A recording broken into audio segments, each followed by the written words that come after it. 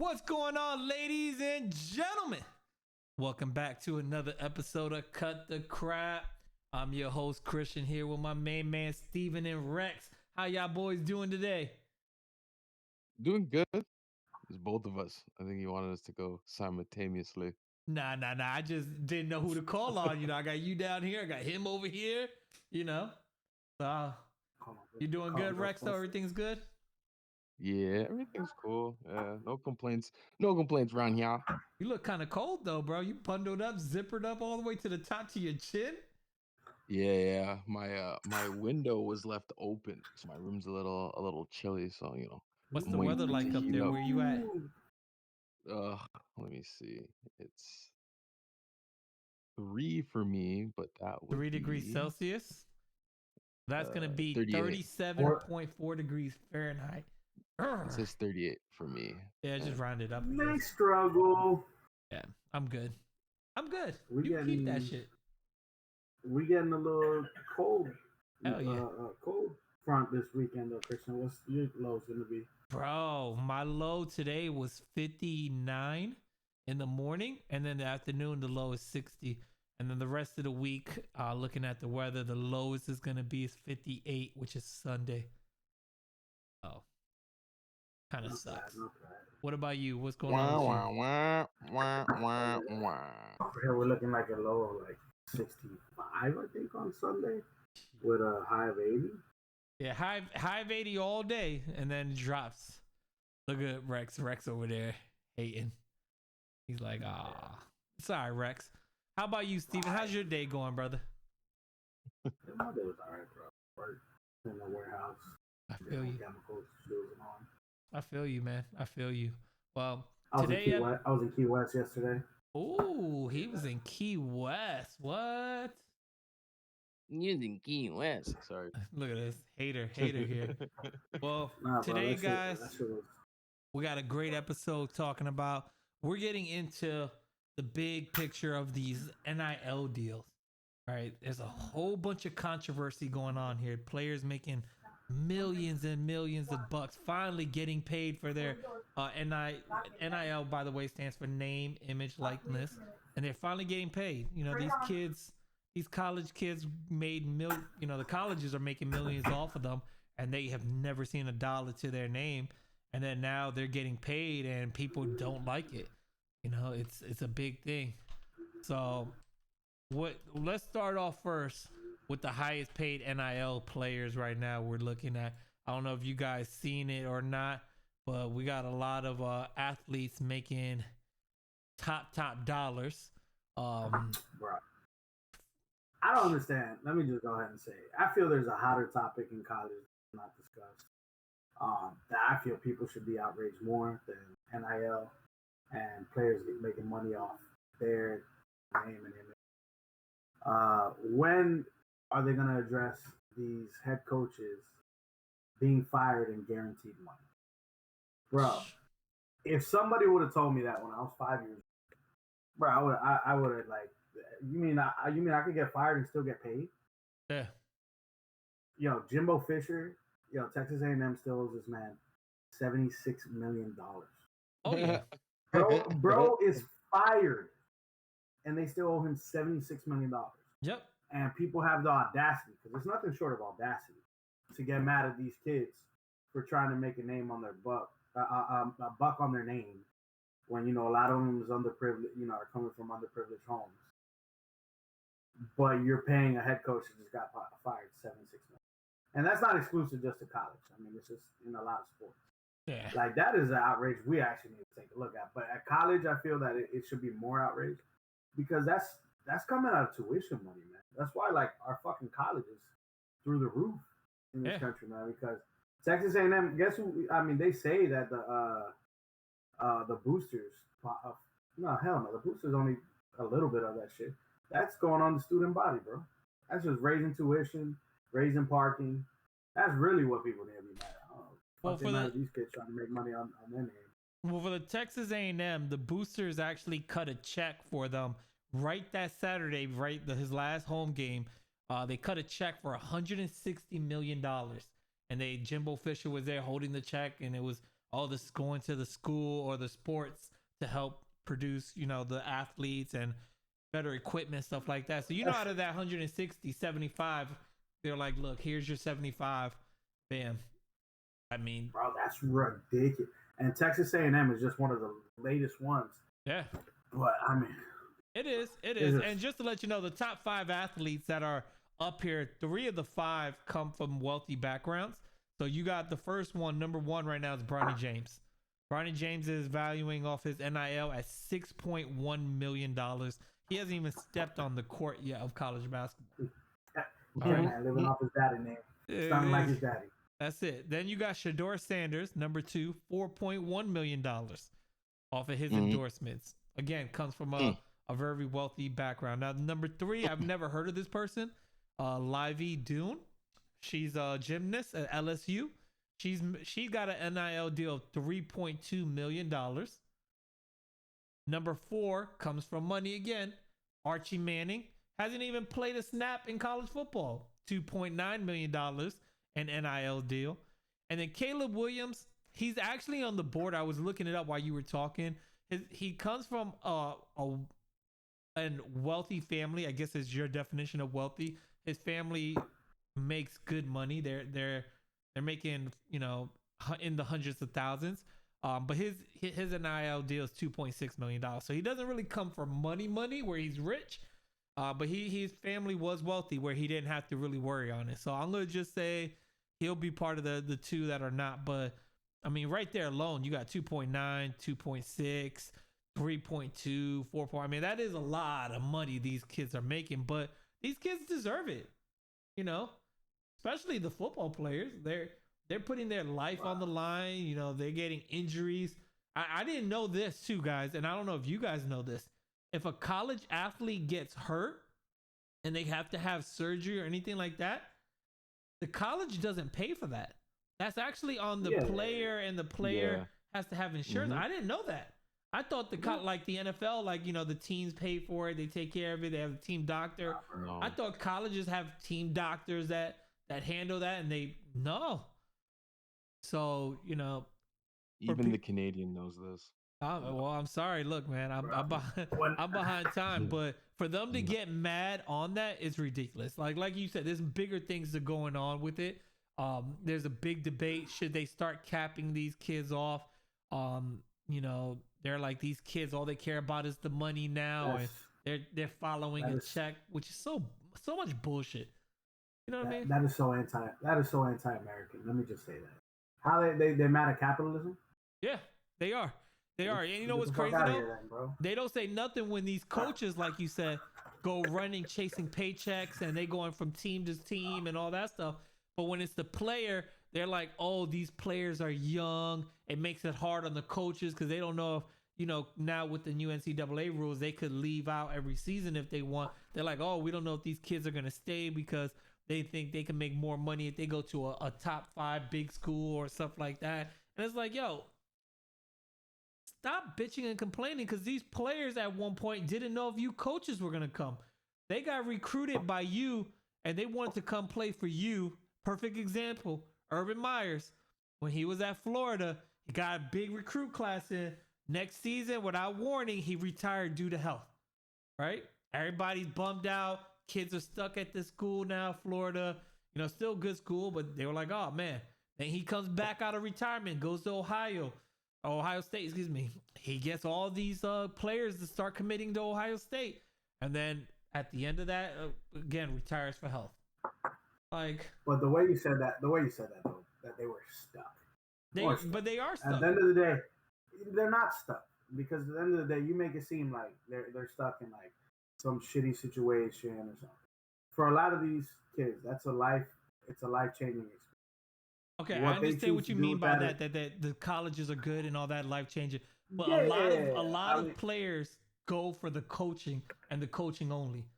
All right, so there's players that I've heard stories. You probably heard stories where kids go because of the coaches, and then they change the coaching staff, they change the scheme, and now the kids are not happy. And yes, at that time they could transfer, but if you transferred, you had to sit out 1 year before you could play again, which hurts you. You know what I mean? we'll just go ahead and just talk about it real quick. Yeah, I mean, I know that vicious cycle. I am a Miami Hurricanes fan, and we're in year two of right now. We're currently about to we're in the phase of the cycle where just wait till we get we're still working with Manny's recruits. Wait until Mario's recruits come in, and then 2 years from now we just still gonna suck.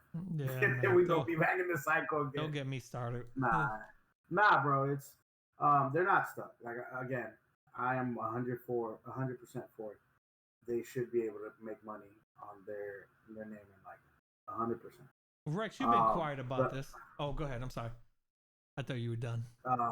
Going to college is a privilege that not everybody has. However, the people who will argue against NIL, they're just going to argue, oh, at least they're going to, they're getting their college paid for. But like you said, they're putting their bodies on the line. They're putting mental health on the line. A lot of these kids, if they don't perform well, they're chastised publicly now on social media. But we come from a culture where we feel that education, it could either be a debt sentence or a death sentence. What does that mean, Rex? If you've never heard that before, it means, oh, if you want free college, oh, join the military. But for reasonable price college, join the military and what? Put your life at risk to try to get free college, or there's the other side. You can go to college and pay for it yourself, but now you're in debt.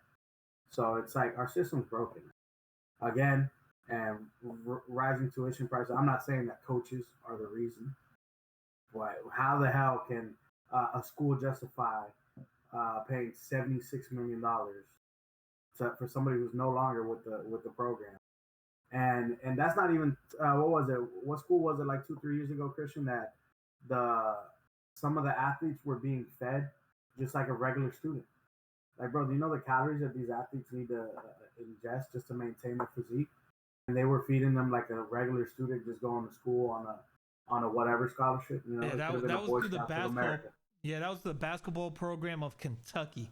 They were not giving them a decent meal for these athletes. They were giving them, like he said, like, I mean, they're getting food. Don't get me wrong, but they were getting basic food. They weren't getting enough meals to satisfy their hunger, and they had to get jobs and everything to be able to eat out, which I do like that a lot of colleges have changed that, and they're making sure they're actually feeding these kids the proper nutritious meals that they need.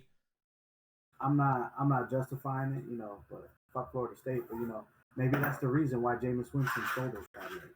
He's hungry, bro. Yeah, man. Rex, you've been mighty quiet here, Rex. Tell us what you think about this NIL stuff going on. Okay, so where do I want to start with this? So okay, speaking as someone that, was a student athlete, like the student athlete in me is all for it. Like, of course, like if you're able to make money off your name, like go for it. Like you deserve it. But the reality is the NCAA is a business. So the coaches that are making that can leave somewhere else and still has another school pay him $76 million is because it is a business.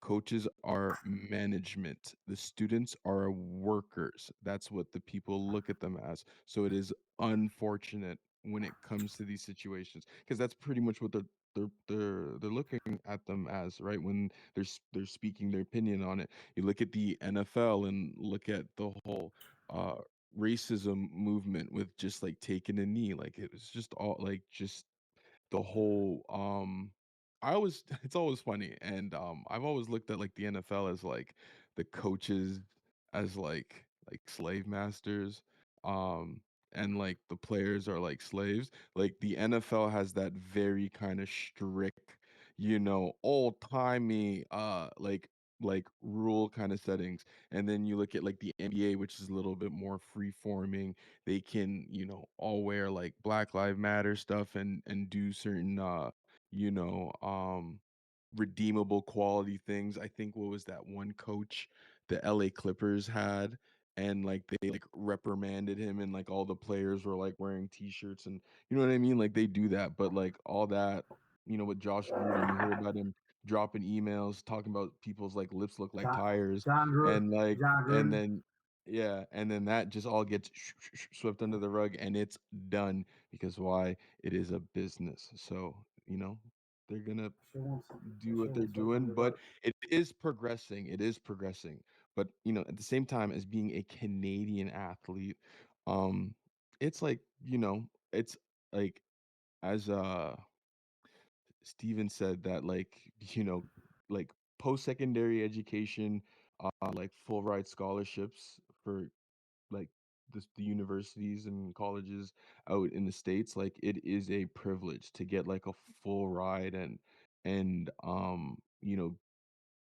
to be able to have a chance at something like that is incredible. And especially from my perspective of like we don't have such things as a full ride. You may get like a three quarter and like still have to like pay like upteen and like whatever debt, but like when you hear about things like that, it's like a lottery ticket, and a lot of us even up here even try to strive for that. So but again, like back to the whole NIL, like it's unfortunate how other people are feeling about it, but it's not like money's coming out of other people's pockets. Like it's, again, it's their name, it's their value, it's their worth. Like Bronny, like for what it's worth, is an exceptional basketball player. I personally think Bryce is definitely going to be the better out of the trilogy from even Mr. King James himself. But that, I guess that'd be another topic for another day. So you're in favor for the NIL? 100%. Okay. 100%. 100%. 100%. Yeah. Perfect. That's what I wanted to get down to. Who, if you're in favor for it. Talking about NILs, everybody always talks about the negative behind it, right? I don't see a negative. You guys don't see negatives, but these people, sports analysts, everybody sees a negative on it. The positive on it, which is not talked about, there are players out there that are giving back with the NIL money they're making.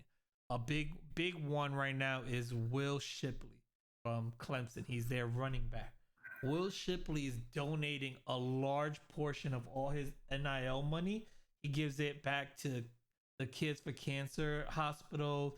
He gives it back to his local hospitals, paid people's debt off for them.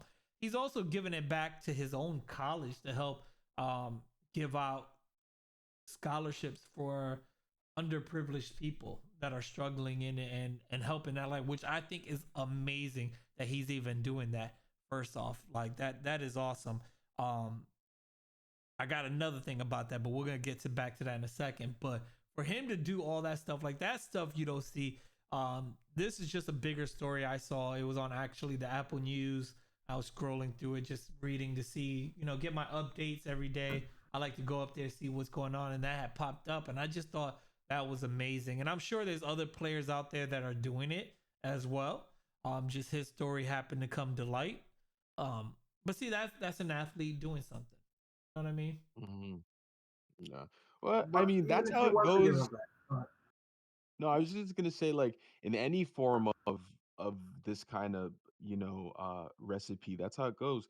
NBA has philanthropists or people that do good deeds and good doings. The NFL has the same thing, right? They talk about Marshawn Lynch going back to the hood and doing all that kind of stuff. So there are people that are they do showcase and stuff like that. And I think when you talk about like the sports analysts like saying it's a negative, I just think it's just a new theme for them to push, but just in a different area, because it's the same thing they talk about when like NBA players are making more money. Like anytime anybody makes more money, they always say like they're doing it for the money, and it's like it's a real yes no, like they're getting paid what they're worth. Mm-hmm. So technically, they are doing it for the money, because who's not doing it for the money? You know what I mean? Like, we're not all gonna lie and not say that we don't work to do it for the money. It's just that they're being put on the stand for everybody, and they're being asked the same questions that like anybody else in a closed space would be like given an honest answer for. So, What were you gonna say, Steven? I forgot, but that was good, right? So, Yeah. look in the camera and tell me you go to work because not for the money, for some other reason. Look at the camera straight and tell me that's not the reason you go to work. Maybe like 3% of people. No, I lied. Maybe like the 1% in everywhere. That probably makes up like what? 1%. Maybe 1% of people could do it for fun. Okay. Like I get it. Like if you're like, I get it. Like here's like the one example I have. You're like retired and you have like a part-time job to like keep yourself like going, like that. You know what I mean? Like sure, but like the rest of us, the majority of people, like growing up and having families or trying to make a name for themselves, the like you're working for the money. It's just they're on the stand. They're just in the And even public then, eye. some of those people, they're like, they go to work just for like having extra spend money. Anyway, that's off topic. I mean, that's going off topic real. You know what? And it's funny because I'm starting to think a little bit off topic here again. We keep talking about like college and then the pros and all that. You know, one thing I've noticed, and I was just Googling a couple of them to make sure. Why are college locker rooms so amazing? And then these pro athlete stadiums have some of the shittiest locker rooms. Besides the newer stadiums like the Las Vegas Raiders have a beautiful college atmosphere looking like locker room. But every other college, like the Cowboys, the Giants, I pulled up the Rams because they have a fairly new stadium. Like they're still using bench chairs and stuff. Like, did you see the LSU women's basketball locker room? Yes, it's amazing. Bruh, why are college locker rooms are so amazing, and these sport teams that are making more than these college programs not updating their locker rooms? Like, I think I have an answer. What's your answer? Because I really want to know, because this is disgusting to see grown professionals having to sit. Like, I'm looking at the Kansas City one right now. They're sitting on chairs. Right? They don't have the nice, beautiful bench and all that. They're sitting on chairs. What's your answer, Rex? I think, and again, coming from my student athlete days, it's enticing to see where you could be. And there's more people going to college and wanting to be athletes. They pull in a lot of money. Like we all know this. That's kind of why like the whole NIL thing is like being a whole issue, because like they're getting a piece of that pie now, right? And people don't like change. But I think my I still stand on like that they don't give a shit about the players. That's why like when they eventually do make, do the stadiums, like the players will get their own space. Maybe unless you're like who is it? Russell Wilson, and you get your own office and you don't have a locker room. But again, I think that's a different topic for a different podcast. Yeah, it's just it drives me crazy right now. I don't know what made me think of it when you guys were talking about it, and I just looked it up, and I'm just like, yo, what is going on nowadays? Like, but that's just how I look at it. I just think it's like it's a business, and to them, it's not like an expense that they care about. But for college, it's marketable. Like there's more. It's more of a revolving door than the NFL. The NFL is like the last stop, but the NCAA is like your second lottery into making it somewhere else, right? So, nah, definitely agree with you on that. Definitely. Real quick, how much time we got? Oh, we got like 6 minutes. Go ahead. Oh, okay. Because Rex, do you watch college football? like here and there. I've been watching it more because of like Deion Sanders and them, to be completely honest. But Lord, don't be crusty like. No. To be honest, like, cause like I played football and I watched football, so like, you know, most times like if I'm like now I'm free on Saturdays, I can like catch a game or throw it on or whatever. But like if there's a college game on, like I'm never not down to watch it. But like it's a lot of people to like know the names and all that kind of stuff. So I at least keep it real. You just don't make a bad decision like me and this guy over there. It's gonna be a Miami Hurricane. That shit is tough. It is. It is. It's tough. All right. I mean, I had like the real hoop dreams of wanting to actually go to like a college out in the States and get a full ride. I was thinking of like Baylor. 'Cause Baylor had a good like a Texas football team. Yeah. Yeah. Okay. Thinking of them. I like Syracuse because they're like it's close, Oh, and like I know they had like a good ball the, team and stuff like that. the, But I was the thinking big like one. football. I was like thinking football. I was like I gotta go like South, but like I was like maybe Miami. But where in Trash. Miami would I go? Trash. I Hurricanes. did like the U. I did like the U because the U's got a dirty lineup. Like a lot of like like top tier dogs came out of the U. So But they suck now, bro. Yeah, yeah. it's not happening no Savannah, more. No, for sure. Savannah But Mike is definitely when I was younger, you know what I mean? Like when I was in like high school, definitely they were I think that's when like the swamp was running around then. The Gators Yeah, were Gators doing were doing business. stuff Yeah. with Percy and all them. Tim Yeah. Tebow. I think that was like 2009 to 2012. That was when I went to high school. 2006. Oh, so no, the Gators was 2006 to 2009 because Percy went Oh, out to the NFL oh, to so the line. that was like my grade 6 to grade 9 year then, yeah. Yeah, So, yeah. yeah. Well, I don't know who's listening out there. Just before Christian said some shit, the greatest college football team of all time is 2001. Not up for debate. you were breaking You up. believe What was the greatest team? the greatest college football team of all time is the 2001 Miami Hurricanes.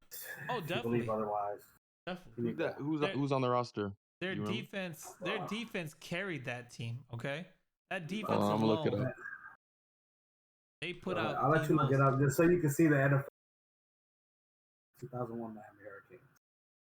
What was the that? question? I'm sorry, I didn't hear what your question was. Oh, Frank He was Gore. asking who was on that roster, and I'm like, yeah, just look it up. I don't even want to tell him. You look for that Bro. top to bottom. That was the greatest college. Yeah, Jones. they had Clinton Jeremy Portis on it, Willis Shockey. McGahee, Frank Gore. They had three great running backs that all played in the NFL. You know, you Yeah, they got had all their Ken Dorsey, Clinton Porson, there's Davenport, Willis McGee, Frank Gore, Jared Pafton, Andre Andre Johnson, Johnson, Daryl Daryl Jones, Jones, Jeremy Shockley, yeah, Kellen Kellen Winslow, Winslow, which he didn't have a great Ryan NFL career, Smith, but still. Andre Williams, William And he didn't have Joseph, a great post one. He's in jail. Vince Wilfork, Chris Campbell, Jonathan Jonathan Vilma, Vilma, best linebacker. DJ Williams. Oh Sean yeah, Ed Taylor, Joe Reed. Rogue, Yeah. Ed Reed. Bro, it was, Oh. man, those were the days, bro. Those were the great days. I hate even talking about it. Like I'm getting chills because here in Miami, it's most of the Hurricanes fan base here. Like the older heads, they were so spoiled that that's all they talk about. Whereas like they've been shitty. That Ever like since. the last good year they had when I was like 13. Yeah, After that, it's been straight shit. they've been shitty. So like me, they're like, we need to be national champions. I'm like, win our our conference. That'd be nice. Yeah. Because we haven't done that, you know. But they're like, oh, you guys are complacent. No, we're supposed to. No, man, you gotta crawl for your ball, man. Exactly. Whatever. Exactly. Anyways, take it over, bro. It's fine. We're going to our last segment of the day. It's the I'm over it segment. Every week we'll be doing it. 3 things that you're over. First was Rex. I came up next. Last but not least this week is gonna be my man Steven.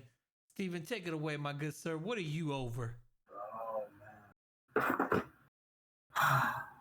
I'm over fake outrage in the Middle East. Let's just start with that. Wow, he went deep with it. Deep. First of all, that's a conflict that's been going on for millennia. It's a religious war. What side you choose to be on is whatever. I mean, I'll go ahead and say free Palestine. I don't care who it offends. The state of Israel did not exist before 1949. I think it was 89. So just remember that. But just read history, man. All you gotta do is read history. That's just been going on forever. It's not more than a modern day states. That's one. What's your second thing that you're over? Second one? Over the New York Giants. They're fucking terrible. How about them Cowboys, baby? They're fucking terrible. Beat it up on them. Jeez. They are bad. Hey, but you know what's the good thing? You guys are securing that number 1 spot. Bro, not either, man. The Giants, like, anytime they're competing for that, like, they have a stupid ass little stretch down. Like, you're lucky that the Cowboys play the Giants now and not like in December, at the end of December. Because the Giants would do some dumb shit like lose the number 1 overall pick just to beat the Cowboys and hurt the playoff chance. So be thankful that you played us now, because that's a thing. Yeah, the only other team that's challenging you guys for that one spot is New England. So I mean, all you got to do is hope New England loses or wins one more game, and you guys keep losing. You're good. And New England's they're not gonna take that for the number 1 overall pick, and honestly, Belichick. Yeah. And what's your third thing that you're over? Number 3.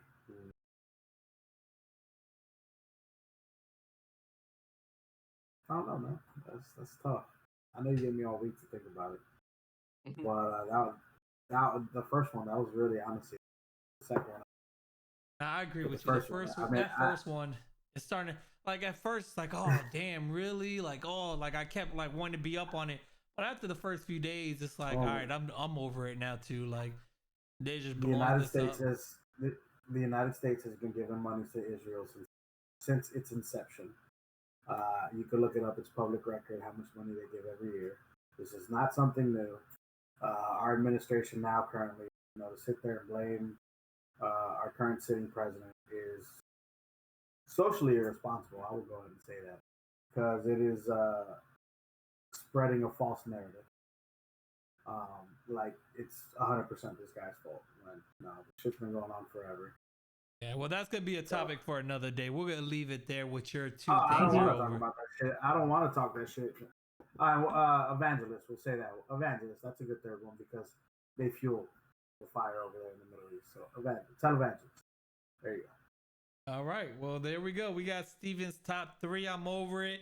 Let us know what you think about his I'm over it segment. Like always, you can reach us at cutthecrap with 2 P's, 1 at gmail.com. So that's CUTTHECRAPP1 at gmail.com. You can always send us a message on Facebook, TikTok, Discord, Twitter, Instagram, all that. We're on all social media. Send us a message. Let us know what you think, or even give us a phone call. Our number is in the description below. You can leave us a voicemail. Let us know what you guys think. We'll love to hear back from you guys. Like always, we do appreciate you guys for listening from the bottom of our hearts. Till next week, we catch you guys later. Peace.